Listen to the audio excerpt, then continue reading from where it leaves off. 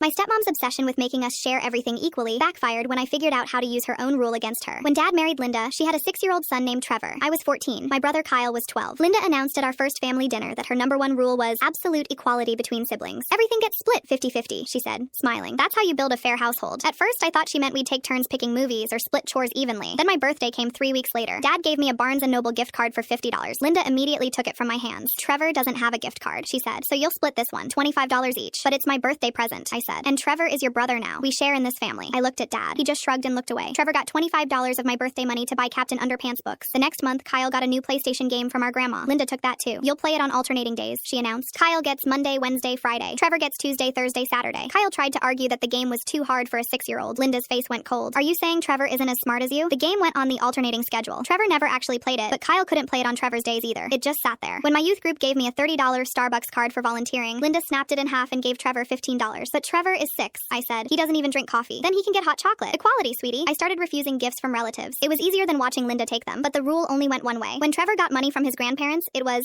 a gift from his family and didn't need to be shared. When his mom bought him new shoes, Kyle and I didn't get new shoes. The rule only existed to take things from me and Kyle. After 8 months, I was failing 2 classes because I couldn't study. Linda had decided our rooms needed to be equal, so I had to give Trevor half my desk space. He'd sit there coloring while I tried to do calculus on a surface the size of a pizza box. I asked Dad if I could study in the dining room. Linda says if you get the dining room, Trevor should get it too. And there's only one dining room table. I almost lost it, but then something clicked. If Linda was going to weaponize equality, so was I. The next Friday, Trevor came home with a permission slip for a field trip to the aquarium. It cost $47. Linda asked Dad for the money that night at dinner. Of course, Dad said, reaching for his wallet. Wait, I said, is Kyle going on a field trip too? Linda's face tightened. Kyle's in a different grade. But you said we share everything equally in this family. If Trevor gets $47 for a field trip, shouldn't Kyle get $47 too? Dad froze with his wallet open. Linda's jaw clenched. That's different. How? I asked. You took half my birthday money so Trevor wouldn't feel left out. You took Kyle's game. You said equality means if one person gets something, everyone gets the same thing. This is a school trip, Linda said, and mine was a birthday present from my grandmother. But you said that didn't matter. You said equality was more important. Kyle was watching me with wide eyes. He looked at Dad. If Trevor gets $47, I should get $47 too. That's Mom's rule. Dad looked at Linda. She's right, honey. You did say everything gets split equally. Linda's face turned red. Fine. Kyle gets $47 too. Great, I said. And I should get $47 since we're all being equal. You're not going on a field trip, Linda hissed. Neither is Kyle, I said. But you said he still deserves equal money. So if Kyle gets it just for fairness,